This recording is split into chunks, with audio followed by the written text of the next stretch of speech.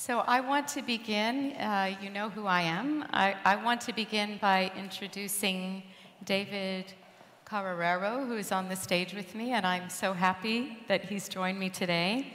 And David is a global refugee and mental health advocate.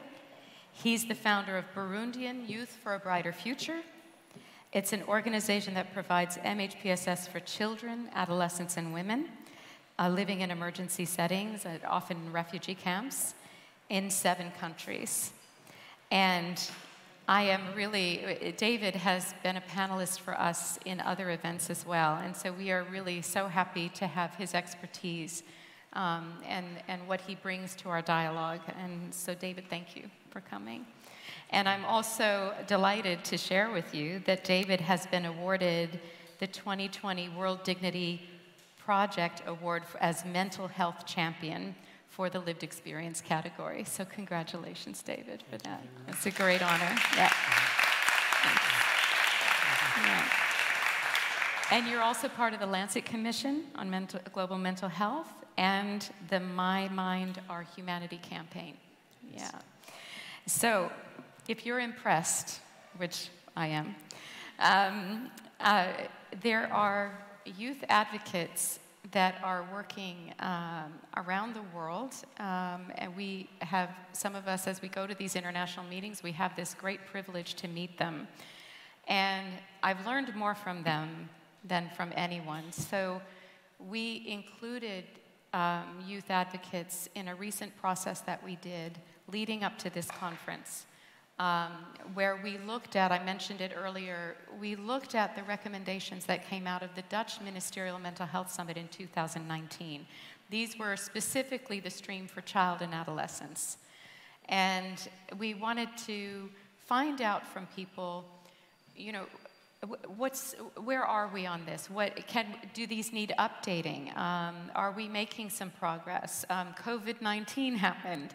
You know, how does that change these recommendations? And we really wanted to come up with some actions that would also help to move the agenda forward and can contribute to the discourse as it goes forward, as we keep looking at these and what do we need to do to strengthen child and family MHPSS. So we're going to start with a short video of one piece of that process, which was a remote virtual workshop that we did. And I'll stop there and I'll let you play the video.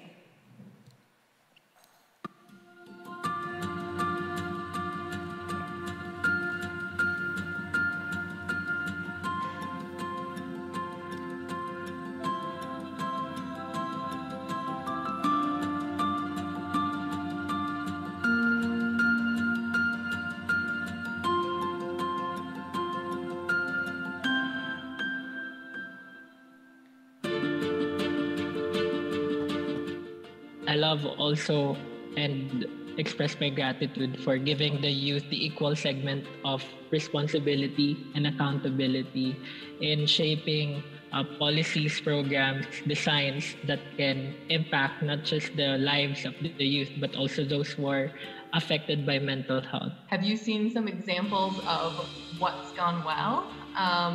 And maybe for the sake of learning, what hasn't?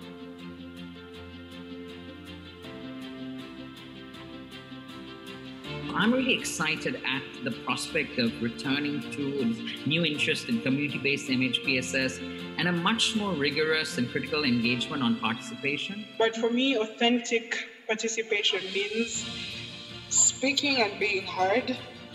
And everyone in the room are practicing active listenership.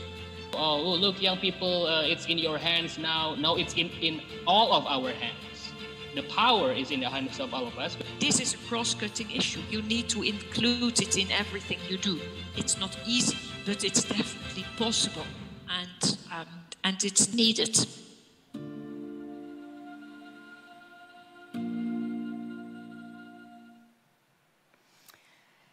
So it was an exciting workshop. We had some technical difficulties, unfortunately, but what you did see was this incredible discourse and these voices of youth from around the world, in addition to many of our colleagues. And I think I need to push this to get my first slide. Is that right? Yeah, thank you.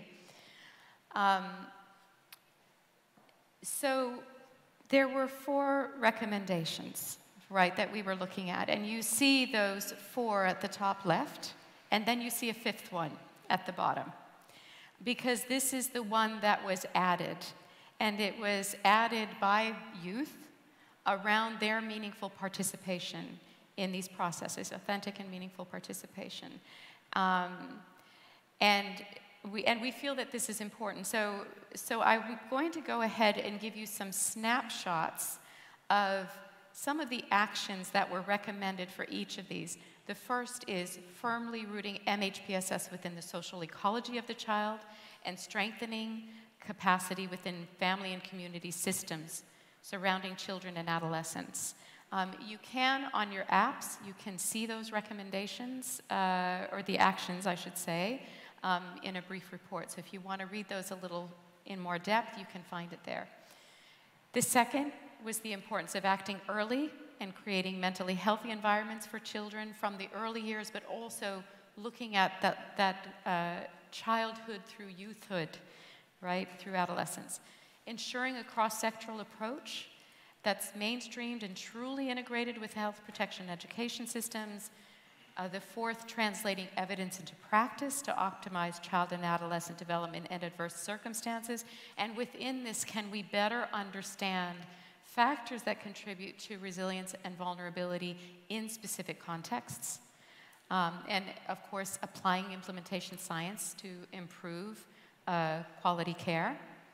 And then this last one, strengthening and providing greater avenues and opportunities for the meaningful engagement and participation of youth. So I'm going to just quickly give you a couple highlights of the first 4, and then David and I are going to have a conversation and explore a bit more. I think it's going to be implicit, the participation of youth in what we talk about. So, a couple of snapshots from social ecology. Some of the actions that came out were calling for a paradigm shift, and I think you can see the voices of youth here as well, to programs that are actually led by youth, by families, by communities, rather than led by those of us who sit and think up what might be a nice program in our headquarters, but actually led by communities. And it's also led from start to finish. Whole family approaches. So thinking about children in the context of a family with siblings, intergenerationally with extended families, and then addressing the social determinants of mental health. So really looking at how are we interfacing with violence prevention, for example, with poverty, with a lot of other aspects and social determinants that are really important to the mental health and well-being of children. For acting early, it was looking, can we create multidisciplinary teams, cross-sectoral teams, so that mental health is truly everyone's business? And there's some more detail about that in the fuller report. And then building, of course, on the discourse from COVID-19, because this, it did become everybody's business during COVID-19. Everybody felt it. People who had young children at home had to adapt to that, plus working. Children were out of school. All of us, in some way, had to cope with a very changed reality and what that meant for our well-being. So can we build on that in terms of the awareness it raised, but also in terms of how we reached people with messaging, understanding that not everybody has access to technology. So what are our innovative ways of program delivery? With cross-sectoral integration, a couple of highlights here. There's a call for multi-year funding so that you can demonstrate the impacts of integrating across sectors and sustain programming, because in MHPSS, you need to be in it for a longer haul if you really want to see the impacts. to develop common accessible language across sectors and actors. So we're calling for cross-sectoral work and integration with health and education and protection, but we may not be using the same terminology. We may not have the same job titles for people who are actually the ones interfacing in the work. So somehow we need to come together with our colleagues in those sectors and exchange ideas about this and figure out how we can get a common language. And within that is also adapting the common indicators. So there are, the IASC MHPSS has a framework of common monitoring and evaluation, and that has common indicators for use. But in this, this group really wanted to see how we could maybe target those more specifically for different sectors. Maybe it means reducing some, or maybe it means, again, having a conversation to see what will work for different sectors. And then translating evidence to practice. And I really love this. This came from one of our youth. Eliminate the geographic and generational inequities so that research can be more accessible to those it will impact. So we're thinking about local researchers, often in the Global South, who do not have access to the same funding that a lot of other universities may have. And also youth. They want to be involved in research. They do research, and they have great ideas for this, and they would like to lead it with mentorship, with support. And then building the capacity of researchers to translate their findings for policy impact. So researchers are not always built to have that translation language to make it easy for all of us to understand, but this is really important in implementation science, that practitioners understand it, but policymakers also understand it. And then to fund research to better understand the factors that influence vulnerability and resilience. So that I've already talked about. And then, ta-da, here is our fifth, the meaningful engagement and participation. And what they talked about was flipping the usual practice of adults setting the agenda for programs or conferences, and then just asking them to come on. I'm afraid I'm guilty of that, David, but you humored me and you came anyway, so thank you. But they really talk about placing youth in the leading role, and we have seen this in several recent conferences before COVID. The UNICEF Innocenti conference was very much led by youth, and they were keynote speakers. They helped design the program, and it was one of the best conferences I've been to. Ensure realistic and unbiased expectations when consulting youth, particularly those with daily life struggles, as we have to remember that they are bravely sharing their stories, and they are also really looking for opportunities, but they may not have 5 to 10 years of experience for a job ad that's required. So how can we really help youth, especially the most vulnerable, to really be able to step up and share their experience and expertise? Respecting their lived experience, and I want to highlight the word tangible. Pay them. If you consult them, pay them, because they're coming as experts. And clearly defining the role of youth and ensure they're not an afterthought so that you can build experience, trust, and respect. And this is really about something I think, David, you'll talk about with us, which is building experience by including them in that long haul from start to finish in programming and with discourse and with planning and through to policy change. So, David, yes. I would like to ask you, because you've been doing this work also quite some time, and very successfully. And what do you feel it means to be truly part of the solution when you're asked to be engaged? The most important thing is to know that there is nothing for us without us. We need to be part of the solution from the very beginning, from the designing process to the implementation and to the evaluation process. It's really important because sometimes young people, we are tired to be called like an afterthought, yeah, on something that have been already made. So we need to be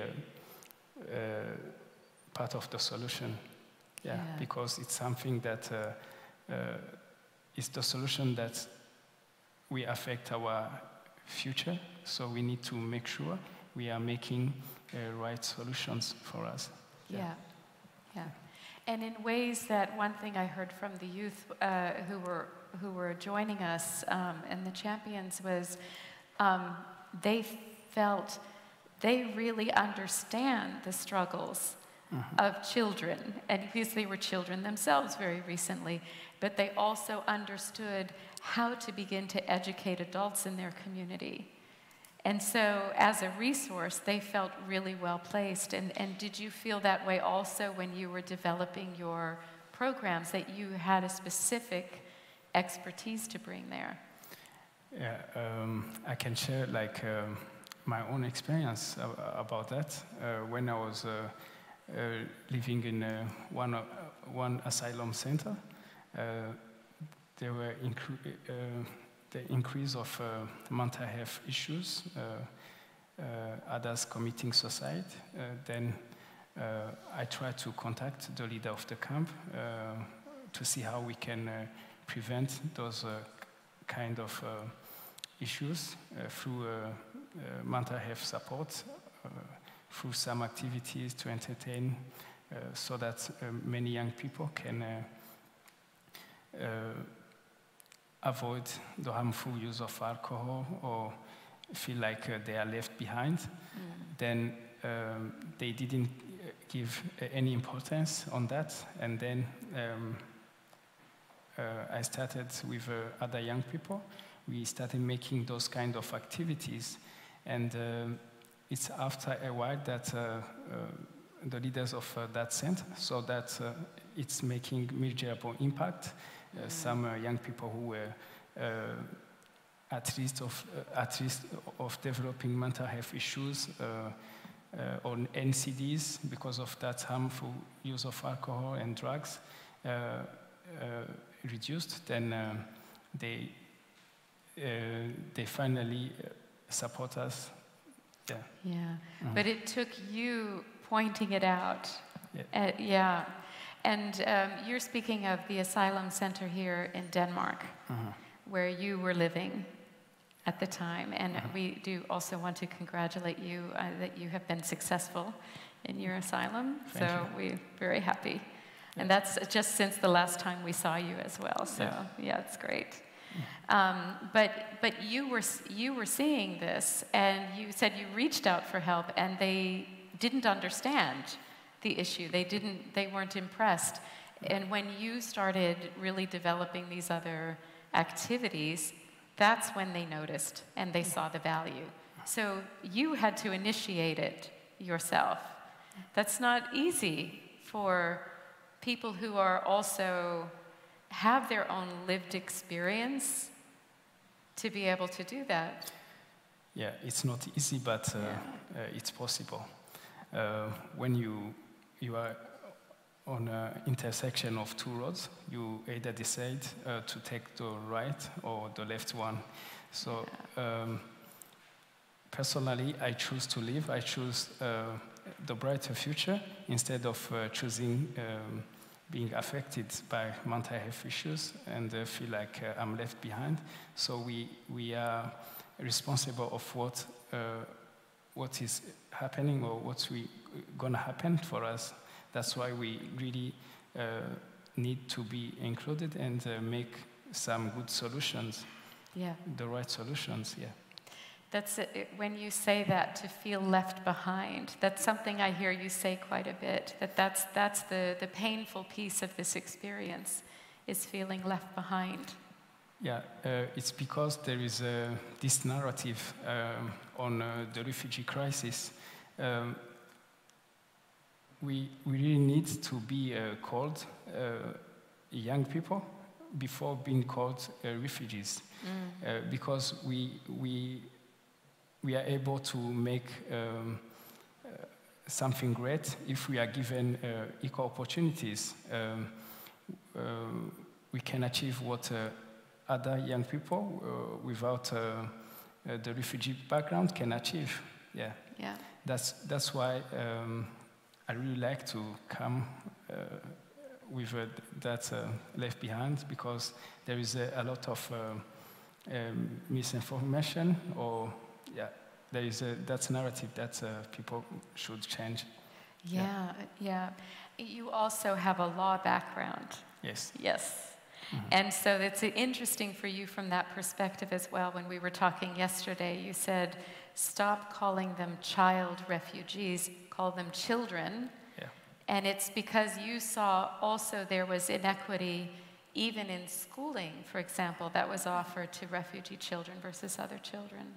Yeah, the Article 13 of the United Nations 1966 of the Covenant on Economic, Social and Civil Rights recognize education for all, including children living in a refugees camp.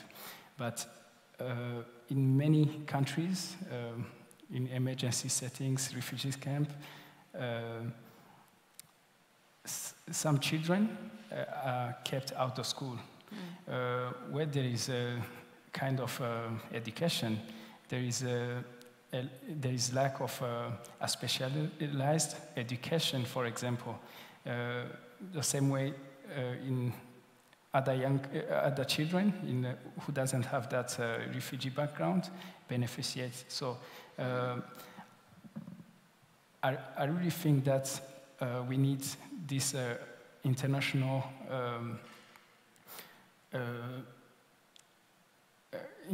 global leaders to be seated and try to fix that issue. Instead of making solution for children, refugees, make solution for children. For children, yeah, right. Because we really need children to be called children, as it defined. If we Google what children means, it's really different on how they are treated. Yeah. So I think many global leaders and many organizations try to focus on some policies and some rules instead of focusing on the children first. Yeah. Yeah, that's why I really like to say children instead of children refugees. Yeah. I have a feeling you might be the person who will get that changed at the global level. So I'm sure everybody would like to hear a bit more about your work. So I know that you've done work in the Asylum Center where you were here in Denmark, but you also have projects in 7 countries. And can you tell us about that?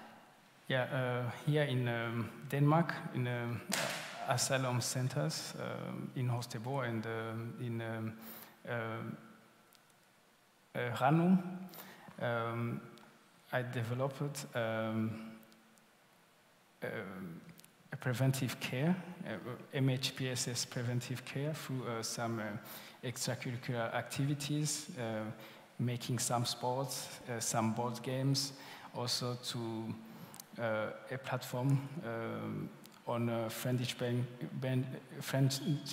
bench concept, where they can sit and share their skills and exchange and to feel like we are in this together. We have to find our own solution instead of waiting for global leaders or the center's leaders. Yeah.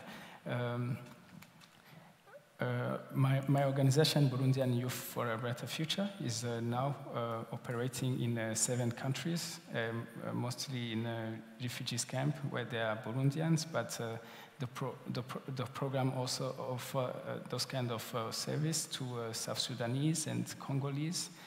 The program is to integrate an MHPSS.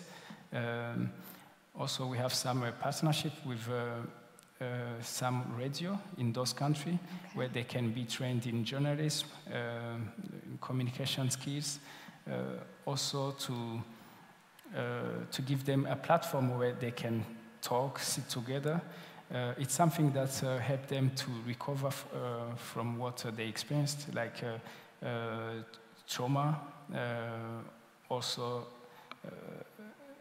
those who experienced rape or war. So it's something that's really helped them to rebuild their life, also to rebuild their hope. It's also a good program that helped them to reach their full potential. Yeah. You also talked with me a lot about hope. Yeah. And the importance of that. And this program sounds like it's really essential to give that much needed hope for youth to keep going. Yeah. I also want to point out, because you mentioned that it's also the training in journalism and in being able to speak and tell your story. And that's something, there was a very specific request of the youth that we spoke with, that they are really looking for a kind of academy where to help them to be able to say their story. They said, help me, as somebody who went through some horrific events, to tell my story in front of 500 people as a young person. Help me understand when I'm invited to a meeting with UN people, what does that mean? How do I navigate that? How do I get that language? So we heard that very seriously, that kind of support and mentorship and training can be really useful to youth. Yeah, it's something that can help to be able to speak right stories, because when you are a youth advocate, sometimes you may not be able to express yourself because you feel like maybe it's not the safe place for me to speak. Yeah. Also, it's a platform that may help to mentor, to train youth advocate in order to boost our work as a youth advocate, in order to get some measurable solutions, some measurable impact. Yeah. So it's really something that youth advocates and other young people really need in order to exchange and to boost our advocacy.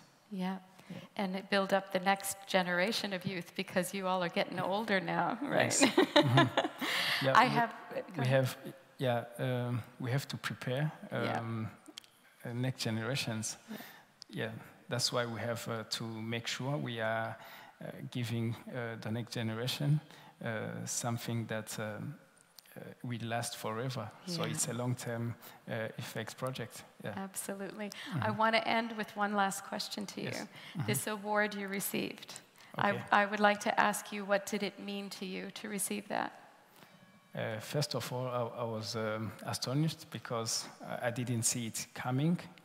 And the second thing is that when I saw the finalist of nominees, I was like, wow. There are international leaders, doctors, and I was like, what does David Carrero, this refugee, is doing in this list? Am I going to make it? Then I was like, let's see what happened. And then I finally got the award. And this award really means a lot for me, because it's something that will help other young refugees to believe in themselves. Also, it's something that will show international leaders, global leaders, decision makers, that we are not just numbers or statistics. Refugees are not numbers or statistics. We can do more if we are given that opportunity. It really means a lot, and it's dedicated to refugees in general. Yeah. Great. Thank you so much. We really appreciate you being here. Thank you. Thank you. Yeah.